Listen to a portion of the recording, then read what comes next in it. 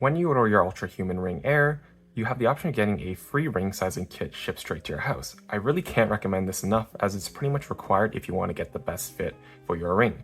And in this video, I'll show you how you can use this kit to do exactly that.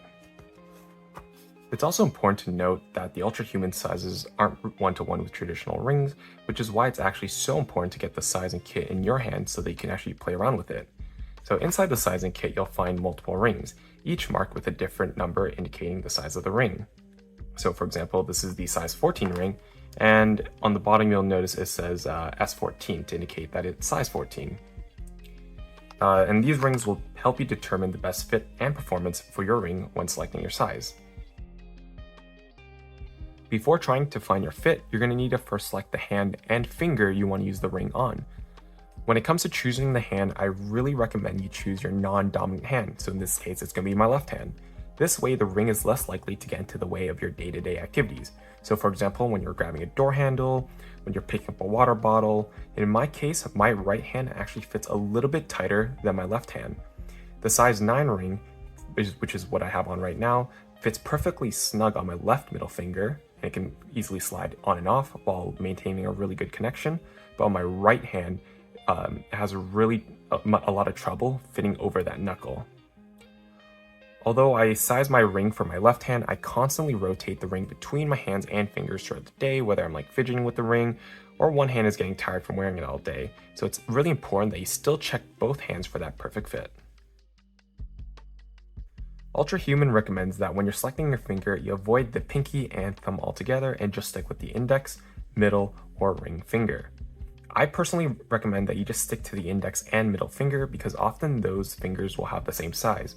So for example, my ring slides right onto my middle finger, I can throw it right onto my index finger. On my ring finger, it's a little bit loose and it can rotate a little bit. On my pinky, it just kind of falls off completely. And then for my thumb, it can't even get on. Throughout the day, I move my ring around multiple fingers as well as hands. So for one example is when I'm typing, I like having my ring on my index finger so it doesn't get in the way of my, it doesn't like rub around on my other fingers.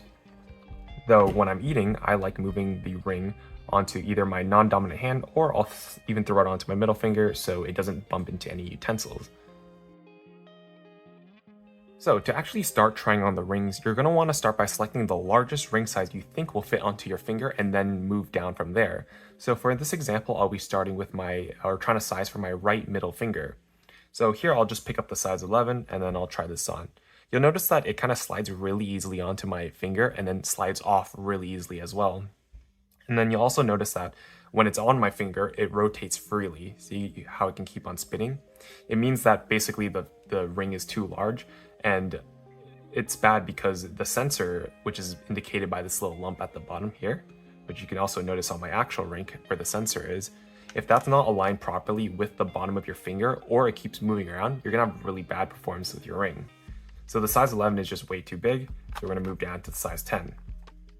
So kind of giving the size 10 a try, you can see the exact same thing. Slides on easily, slides off, rotates around easily, way too big. So going down to the size 9 now, here you'll notice that it goes on right over my knuckle and also has a little bit of resistance when I try to take it out, but it easily comes off with a little bit of a rotation. So putting the ring back on, you'll notice that also when I try to kind of move it around a little bit, my skin moves around with it.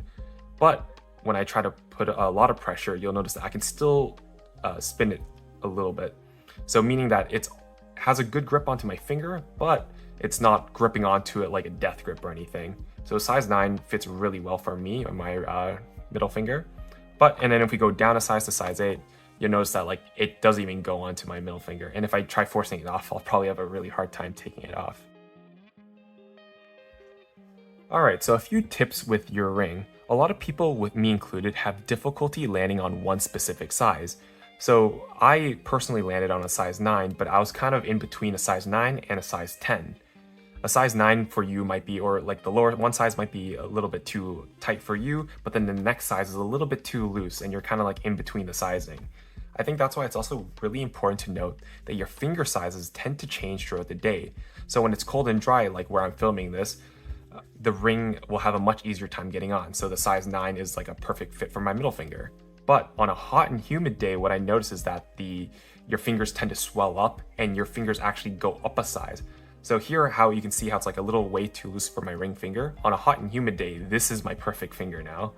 So it's really important that you actually give it a try on try the rings throughout the day and through a few different environments. Maybe even try wearing a ring on with a hot shower and a cold shower to see how it fits there.